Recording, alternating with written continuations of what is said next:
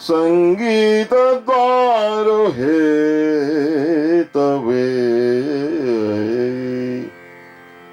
तस्मै दिगंबराशाय विष्णवे गुरवे नमः।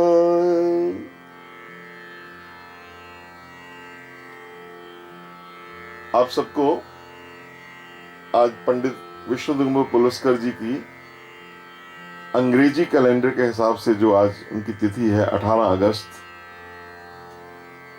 उसकी बहुत बहुत आपको शुभकामनाएं। और पंडित जी का जो जन्म था कुरुंदवाड़ में, वो श्री उनके माता जी गंगा देवी के उधर से आज श्रावणी पूर्णिमा को रक्षाबंधन के दिन का जन्म हुआ था देसी के हिसाब से, और 18 अगस्त 1872 को आज के दिन का जन्म हुआ था। आपके पिता श्रीमान दिगंबर गोपाल जी थे,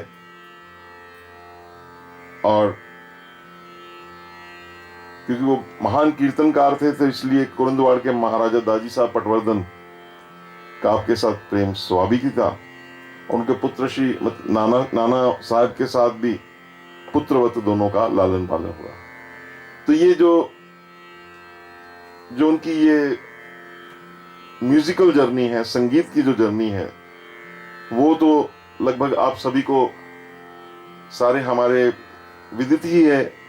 हमारे करिकुलम में, गंधर्व विद्यालय में और भी जगह वो पब्लिश भी है, और लगभग जितने भी संगीत प्रेमी हैं वो जानते हैं। लेकिन मैं आज जो आपके समक्ष उपस्थित हुआ हूं, मैं उनकी जो भक्ति है, श्री राम चरणों में जो भक्ति है, जो उत्तरोत्तर बढ़ती गई, वो जो उसमें जो वो जैसे उनका बोलते हैं मोगरा फुलेला, ज्ञानेश्वर को बोल मोगरा, जैसे मोगरे में जब सुगंधी जो आई, मोगरा तो पहले से थे वो, पर जो उसमें सुगंधी आई श्री राम नाम की, मैं उसकी ज्यादा चर्चा करूंगा आपसे, कि उस चर्चा से मैं जुड़ा हुआ हूं अपने पिताजी के, पूज्य पिताजी के माध्यम से। तो उसी की हम थोड़ी विशेष चर्चा करने वाले हैं, जो उनका श्री राम भक्ति का। अभी कल ही 17 अगस्त को एक महान गायक, हमारे समय के पंडित जसराज जी, वो अब भगवान के चरणों में पहुंच गए हैं। वहां ओम नमो भगवते वासुदेवाय का कीर्तन करेंगे। वो उसी वहीं से आए थे, वहीं चले गए। तो उनके जीवन से भी अगर आप देखें तो उनका संगीत का जो परिणति होती है, अगर संगीत की परिणति भक्ति में हो तो तभी, भक्ति में जब तक परिणति ना हो, जब भक्ति में जाके वो चरम अवस्था में ना पहुंच जाए, तो वो संगीत का मूल उद्देश्य पूर्ण नहीं होता, क्योंकि ये नाद ब्रह्म की उपासना है। तो यही पंडित विष्णु दिगंबर पुलस्कर जी के जीवन में आप पाएंगे। बड़े बड़े संगीतकारों के, चाहे वो त्यागराज हों, चाहे अभी हमारे पंडित जसराज जी भी हुए, उनका जीवन का जो उत्तरार्ध भाग होता है, उसमें वो संगीत के माध्यम से वो भगवान को पाने, एक मोक्ष का जो साधन है, उसकी तरफ अग्रसर होते हैं। ठीक यही पंडित विष्णु दिगंबर पुलस्कर जी के जीवन में बहुत जल्दी घटित हो गया कि उनकी जीवन की जो अवस्था है 59 इयर्स की, बड़ी अल्पायु अवस्था में वो भगवान के पास, श्री राम जी के पास चले गए। तो ये लगभग 1908 में ही, वैसे वो शुरू से ही, क्योंकि उनके पिताजी कीर्तनकार थे, घर में भक्ति का भाव था, और फिर उन्होंने पंडित बालकृष्ण बुआ इचलंजीकर जी से जो शिक्षा ग्रहण करी, वो खुद बड़े भारी राम भक्त थे। श्री राम गीत गोविंद का वो गायन करते और अपने शिष्यों को भी सिखाते। सव्यम रामायण की चौपाइयां वो गाते। ऐसे सत चरित्र साधु प्रकृति के उनके गुरु थे, उनसे प्राप्त हुआ। और स्वयं भी, उनके पिता भी कीर्तनकार थे, तो वो सारे उस वातावरण से काफी प्रभावित थे। पर पहले उनकी जो भक्ति थी वो दत्तात्रेय जी के प्रति थी, क्योंकि वो दत्ता उनका जो घर भी था जहां कुरुंदवाड़ रहते थे वो भी वहीं पर, मैं वहां जाकर आया हूं, वहां पर भी दत्तात्रेय जी का ही और उससे उनका बड़ा संबंध है। मार्गशीर्ष को भगवान दत्तात्रेय जी ने एक प्रकार से उनको शारीरिक आंखों में जो उनके कष्ट आया, दत्तात्रेय जी की प्रेरणा से ही गिरनार में भी उनको प्रेरणा मिली। वो इस भक्ति मार्ग में अग्रसर हुए। तो गुरुवार दत्तात्रेय जी का दिन होता है, वीरवार को, तो उस दिन वो सारी रात खड़े होकर दत्त गुरु स्मरण करते। ऐसा उनका जीवन चल रहा था सुचारू रूप से। और सारे और उनके छोटे से जीवन में उन्होंने कैसे संगीत का प्रचार प्रसार किया, उसको राजा रजवाड़ों से लेकर बाहर लेके आए। उस समय का एक अभिनव प्रयोग किया, टिकट लगाने का उन्होंने जो प्रयोग किया, उस समय का एक क्रांति संगीत में वो लेकर आए। प्रोफेसर राजा बड़े ने, जो भारत के 10 महान हमारे आधुनिक इतिहास के जो हमारे मॉडर्न मेकर्स ऑफ इंडिया हैं, उनमें उनका नाम लिया है। तो ऐसे पंडित विश्वनाथ पुलस्कर जी की, मैं श्री राम भक्ति की धारा पे ही मेरा आज का आपसे निवेदन केंद्रित रहेगा। तो जैसे मैंने कहा कि वो दत्तात्रेय जी के भक्त थे। वर्ष में एक बार लाहौर से दत्तात्रेय जी के स्थान पे जाते, नरसिंहवाड़ी जाते। फिर उनकी भक्ति भगवान श्री राम के प्रति कैसे हो गई, उसका बड़ा सुंदर उनकी जीवनी में वर्णन आता है। एक उनके बहुत प्रशंसक थे पुराने लोग, लाला निरंजन लाल थे। होरी का प्रोग्राम चल रहा था, वहां होरियों पे धमार गाई जा रही थी। अमृतसर में अभी भी प्रोग्राम होता है, काफी देर तक मैं भी जाता रहा। तो पंडित जी का जब वो होरी में श्रृंगार के पद होते हैं सुनकर लाला निरंजन लाल जी का एक भाव आया कि ये तो, वो देखने में भी साधु पुरुष थे पुलस्कर जी। तो उन्होंने कहा, देखो अब आपका युवा जीवन, पंडित जी उस समय इतने बड़े नहीं थे, पंडित जी समझ लीजिए 28 और 35-36 साल की पंडित जी की उम्र थी अंदाजन, 1908 की बात है। तो कहा, देखिए पंडित जी, अब आपका युवा जीवन जो है ढलान पर है, मैं आपके लिए एक चीज लाया, ये आपको सत्य के लिए लेके जाएगी। और उन्होंने बड़े भाव से वो महान पुस्तक श्री रामचरितमानस तुलसीदास कृत उनके हाथों में रख दिया। पंडित जी ने बड़े भाव से उसको लगाया और कहा, मैंने थोड़ा संकोच भी आया, सब लोग देख रहे थे ये क्या हो रहा है कि पंडित जी कुछ कहे ना, परंतु उनका लाला जी बड़े सुंदर थे, गोरे रंग के थे और उनकी सफेद लंबी दाढ़ी थी। उन्होंने जैसे झूमकर निकल गए, पंडित जी बड़े प्रभावित हुए। तो पंडित जी ने व्रत ले लिया कि मैं श्री राम का भक्त हूंगा। और इधर उनकी जो उपलब्धियां थी वो आसमान की ऊंचाइयां छू रही थी, मैं उनको नहीं छूंगा, वो आप सब लोग जानते ही हैं, विदित है सारा। तो पंडित जी की अब भक्ति का उदय वो जो था श्री राम के प्रति हो गया, यहां पर बात थी। और इसी समय अब हमारा परिवार से उनका क्या संबंध है वो भी मैं लेना चाहता हूं। मेरे पिताजी ने अपनी आत्मकथा लिखी है, उसमें भी कुछ दिया और कुछ उन्होंने, जब मैं जहां काम करता था, जॉब करता था, मेरे को उन्होंने अपने हाथ से भी, पिताजी ने बहुत कुछ लिखाया है अपने गुरु महाराज के बारे में। वो समय के साथ मैं प्रकाशित कर दूंगा, वो आप लोगों के लिए ही है। और 1800 जब ये पंडित विश्वनाथ पुलस्कर जी की जन्म शताब्दी आई, तो गंधर्व विद्यालय के जो सेक्रेटरी थे जोशी जी, उन्होंने पिताजी को पत्र लिखा था कि आप, हमें नारायणवास जी के मार्फत पता चला है कि आप उनके शिष्य हैं, तो आप उनके बारे में कुछ लिखिए। वो ऐतिहासिक पत्र भी मेरे पास है जो कि बड़ा लंबा है, मेरे सामने पड़ा हुआ है, वो भी मैं आपको अवगत कराऊंगा उसका। तो उससे पता चलता है कि पिताजी के जो संबंध थे वो उन्हीं से सीमित नहीं थे। हमारे पिताजी का नाम था राघवदास, बख्शी राघवदास छिब्बर, और उनके आगे जो थे वो रामकृष्ण दास छिब्बर थे, जो कि पंजाब यूनिवर्सिटी के अंग्रेजों के समय के पहले हिंदू रजिस्ट्रार थे। तो विष्णु दिगंबर जी उस समय ये हारमोनियम बाल प्रकाश की रचना हो रही थी, बाल बोध लिख रहे थे। तो उनको पता था भक्त तो जितने भक्ति के जो सुंदर बंदिशें होती वो सारी उनको सुनाते और पिताजी आनंदित होते, उनको वो प्रभावित होते। वो सुनकर, वो बंदिशें सुनकर हमारे घर में ये सारा वातावरण था, विष्णु दिगंबर जी का आना जाना था, घर में उनका भोजन होता आते जाते। तो वहीं उन्होंने देख लिया। तो हमारे दादाजी ने बोला ये कोई सामान्य व्यक्ति नहीं है विष्णु दिगंबर जी, ये कोई गंधर्व ही ऊपर आकाश से छूट कर आया हुआ है, ऐसा उन्होंने कहा। उस समय की बहुत चमत्कारिक घटनाएं मैं उनमें नहीं जा रहा हूं। तो पंडित विष्णु दिगंबर पुलस्कर जी उस समय उन्होंने एक तो उनके में जैसे मधु संचय करते हैं उनमें वृत्ति थी, इतनी सुंदर सुंदर उन्होंने सूरदास जी के, मीराबाई जी के, तुलसीदास जी के और भी कहां से भजन वो लेके आए।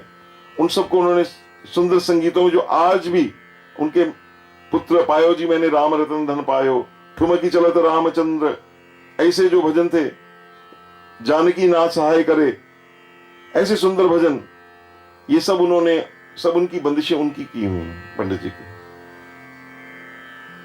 इस प्रकार से पंडित जी का बाह्या तो उनकी चलती रही, जो उनके हाथ से भगवान ने कार्य कराना था, सारे भारत में नोटेशन सिस्टम का उन्होंने प्रचार प्रसार करना था, महाविद्यालय की उनकी बहुत उपलब्धियां रही, वो चलती रही, वो समय के साथ चलती रही। लेकिन अंदर से वो राम भक्त थे। मैं एक बात में सिर्फ आपको कहना चाहता हूं, वो ये कहते थे, बंशी जी, हमारे पिताजी को बंशी बोलते थे, बंशी जी अगर मेरी जो ये हड्डियां भी हैं, अगर इनमें भी देखोगे तो इनमें राम नाम चल रहा होगा। और ये इसका क्या प्रत्यक्ष अनुभव है, ये ऐसे नहीं है, मैं इसका आपको प्रमाण युक्त ये सारी बात मैं आपको आगे करने वाला। खैर, तो जब हमारे दादाजी बहुत प्रभावित हुए तो उन्होंने जन्म से पहले ही पंडित विष्णु दिगंबर पुलस्कर जी को कहा कि अब मेरा जो बच्चा आएगा मैं आपको सौंप दूंगा, आप उसको जाने, आप उसको अपने साथ रखेंगे। कहते ठीक है। पिताजी का जन्म हुआ 1914 में,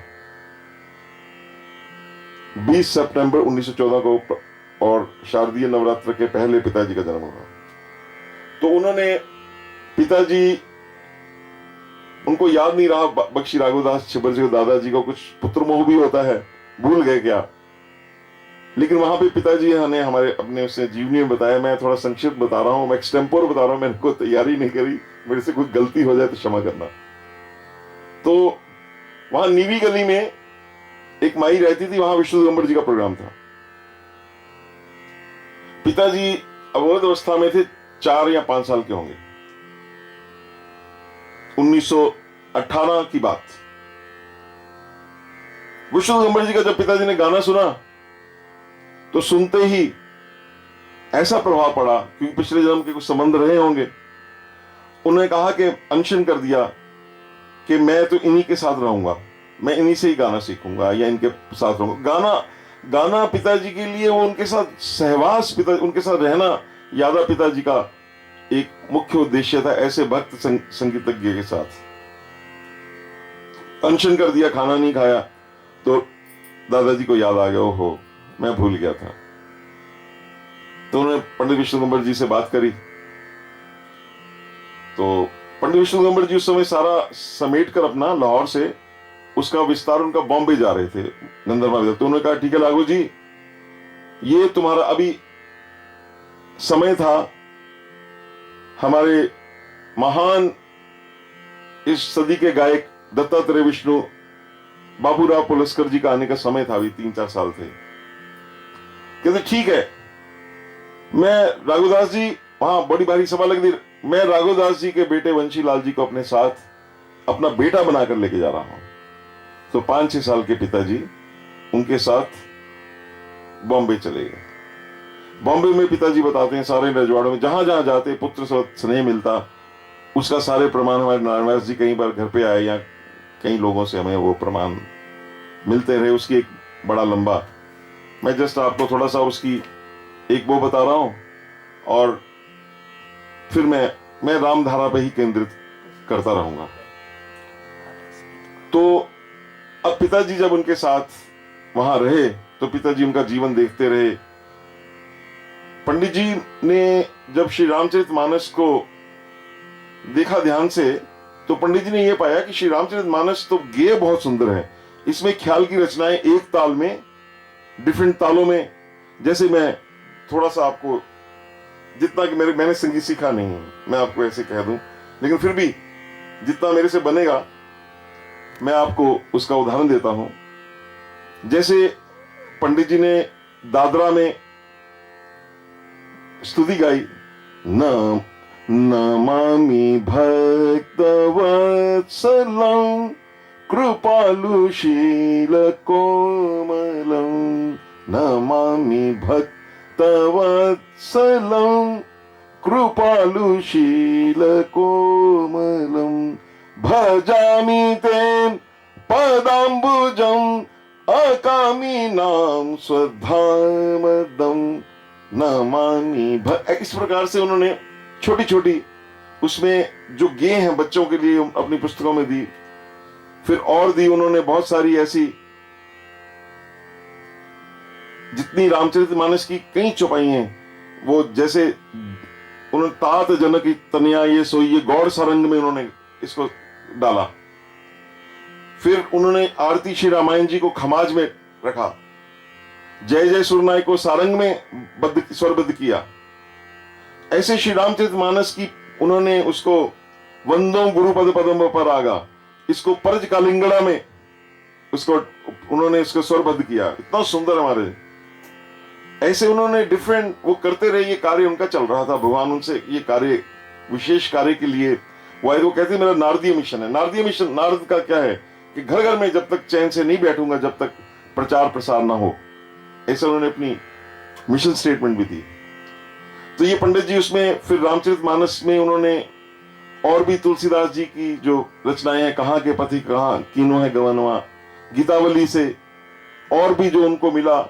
इसके अलावा उन्होंने एक और बड़ा बड़ा कार्य किया जो कि उनके, हमें इधर ग्वालियर की दूसरी परंपरा में थोड़ा कार्य मिलता है कि वो वहां से आया था, वो भी पंडित थे, कृष्णराव शंकर पंडित, उधर से भी आया था। श्री राम गीत गोविंद, जय गीत गोविंद, एक तो पंडित जी ने उसमें वो उन्होंने जो कृष्ण गोविंद, उसमें भी उन्होंने बिलावल में रचना की है पंडित जी ने, बहुत सुंदर रचना है। चारुशीले प्रिय चारुशीले वदसी यदि किंचदपि दंतरुचि कौमुदी हरति मम ओ गौरव प्रिय चारु। ऐसे पंडित जी ने उसमें बिलावल में ये रचना इसकी की। फिर उन्होंने इसको श्री राम गीत गोविंद में राम वदन मति मंजु विलोकय मक्षी चकोरम रोपय, ऐसे फिर एक उसमें उन्होंने जो जय रामचंद्र, ये बिहार में क्या, जय रामचंद्र कमला विहार जय कौशलेश करुणावतार जय रामचंद्र, ऐसे श्री राम गीत गोविंद को उन्होंने इसकी जो अष्टपदी हैं ये बिठाई। ये कुछ तो उनको गुरु महाराज जी से मिली, बालकृष्ण बुआ जी से मिली, कुछ उन्होंने अपने बीच से बिठाई। तो ये उनकी इस प्रकार से समर्पण भक्ति बढ़ती गई चल रही थी। और पंडित जी क्योंकि उनको नेत्र से कम दिखाई देता था, तो पंडित जी ने, अगर आप गए होंगे नासिक में, मेरे पास हैं वो, पंडित जी खूब बड़े बड़े अक्षरों में उनके शिष्यों ने लिखा हुआ था। पंडित जी ऐसे वो रामचरितमानस का पंडित जी ने पूरा लिखा हुआ था, उसको पढ़ते थे और पढ़ते क्या थे, रोते थे। मैं उनकी श्री राम भक्ति धारा की एक विशेष आपको बात बताता हूं। पंडित जी के अब श्री रामचंद्र, अब मैं सीधा वहीं पे आ रहा हूं। उनका सारा वो तो आप पढ़ लीजिए, पुस्तकों में दे रखा है जो जीवनी में। मैं सीधा उनकी राम भक्ति पे आ रहा हूं। जब उनको ये धक्का लगा, गंधर्व महाविद्यालय पे ऋण चढ़ गया, नालिश मुकदमा होने लगा और वहां से उनके जो शुभचिंतक थे, आप एक बार उसको कह दो, वो उनका रिश्तेदार थे जो वहां के रियासत के राजा थे, आप एक बार पंडित जी उनको जाके कह दीजिए, वो आपको माफ कर देंगे। पंडित जी स्वाभिमानी थे, वो कहते हैं ये सिर झुक नहीं सकता, ये राम के आगे सिर झुकेगा। तो पंडित जी ने उनकी बात नहीं मानी। खैर, अब उसके आप दोनों अर्थ निकाल सकते हैं। पंडित जी को वो गंधर्वा बेचना पड़ा। अब वो सारी, ये भगवान की एक सफर था, भगवान उनको इन सारी चीजों से विरत कर रहे थे क्योंकि उनको अपने चरणों में रत करना था। तो पंडित जी नासिक आ गए। अब इस समय पंडित जी का भारत के जितने महान संतों से उनका परिचय था, महामना मदन मालवीय जी के साथ, शंकराचार्य जी के साथ, मानिक प्रभु जी के साथ, और भी जितने बड़े बड़े महापुरुष थे, सारे उनके मुरीद थे, उनका वो मानते थे। हनुमान प्रसाद पदार जी से उनका बड़ा घनिष्ठ संबंध था। जब बॉम्बे थे तो 1.5-2 महीना वो हनुमान, जो कल्याण के महान यशस्वी संपादक हुए, उनको संगीत सिखाने उनके घर जाते रहे। ये मैंने खुद वहां पे जाके, गीता प्रेस में मेरे वहां पे आर्टिकल भी छपे हैं।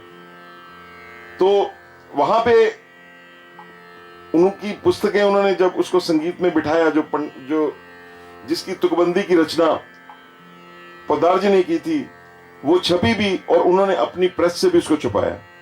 तो उसमें एक भजन, मेरो राम नाम आधार, एक उसमें भजन है, उसी के नाम पे प्रभावित हो गए पंडित। राम नाम आधार आश्रम, अपना जो नासिक का जो आश्रम, उसका नाम श्री राम नाम आधार आश्रम रखा उन्होंने, पंडित जी ने।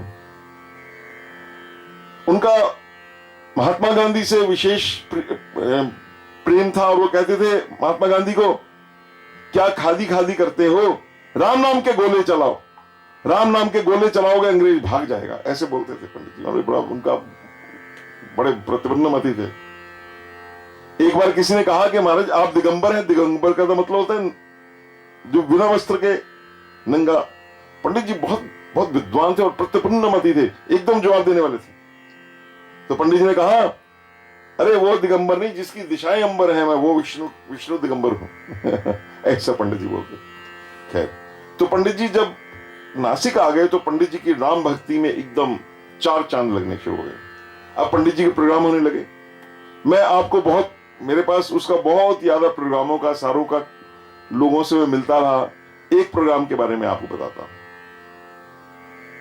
पंडित जी का माधवबाग बॉम्बे में, पंडित जी का श्री रामचरितमानस का उनका रामायण का प्रवचन होता था।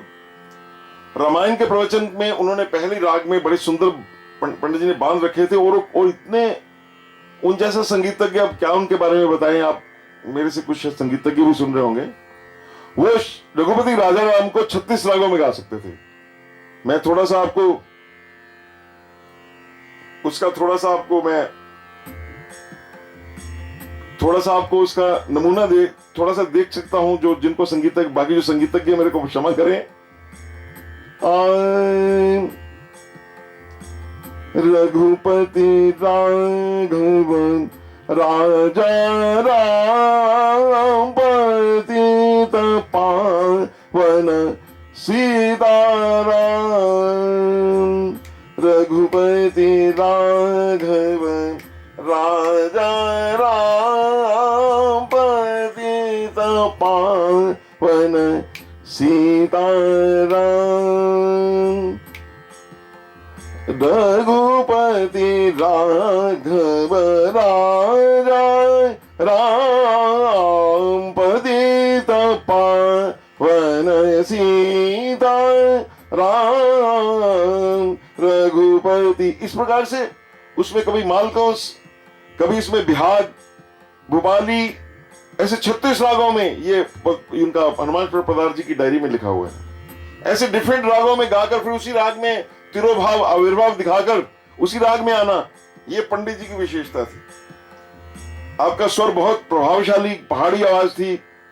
चौथे सफेद से एफ से गाते थे। तो मैं अब उस विषय पर, जहां उनकी रामायण की कथा हो रही, वहां की मैंने आपको बात करी अभी। तो माधवबाग में पंडित जी की कथा हो रही थी। उस कथा में प्रसंग ये चल रहा था कि हनुमान जी सीता जी की संदेश लेकर आए हुए हैं, और वो जब श्री राम जी से वो संदेश बोलते हैं तो हनुमान जी, श्री राम इतने गदगद हो जाते हैं, वो जैसे एक सेठ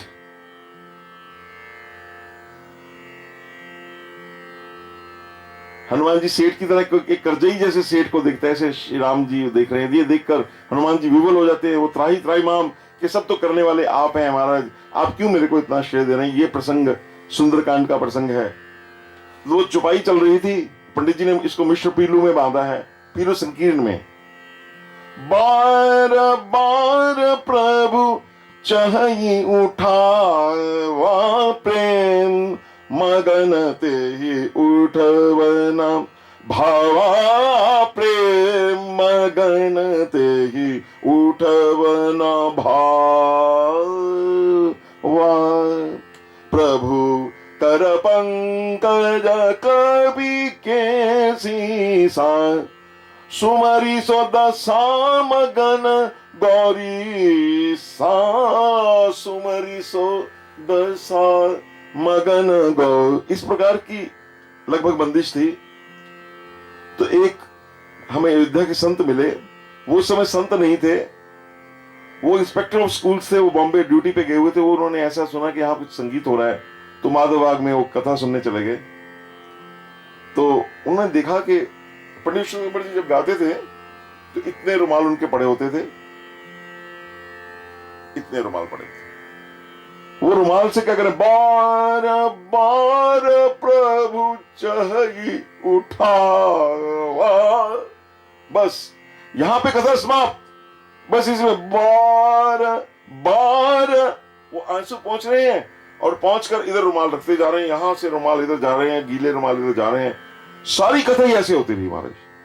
आप कल्पना कीजिए, आजकल के ये जो आप उस युग का सोच नहीं सकते। ये तो जिन लोगों ने वो तो जिसने वो देखा है वही जान सकता है वो क्या मंजर था, उनके संगीत में कितना वो प्रभाव था, वो उसका हम अंदाजा भी नहीं लगा सकते। जब ये सारा वो देखता रहे, उनका इतना प्रभाव हुआ। फिर अगले दिन गए, फिर दूसरे गए, फिर तीसरे दिन गए, चौथे दिन देखे यहीं पे प्रसंग यहीं शुरू होता। 1-2 घंटे यही संगीत की लहरियां बहती, नाद ब्रह्म का स्वर की गूंजते, बार बार प्रभु चाहि उठा। वो सामने सारा दृश्य दिख जाता, सब दिखते, सब रोने लगते, पंडित जी भी रो रहे हैं, और यहां पे वो रख देते। वो इतने प्रभावित हुए, उन्होंने नौकरी छोड़ दी और वो संत बन गए, अयोध्या के महान संत हुए। हर समय अखंड सीताराम का कीर्तन कर उन्होंने, हमने भी उनका अटेंड किया है, खुद बैठते। ऐसे ऐसे कई लोगों का उन्होंने जीवन पंडित जी ने बदल दिया। मेरी कोशिश रही, मेरे तो प्राणों में बसते हैं कि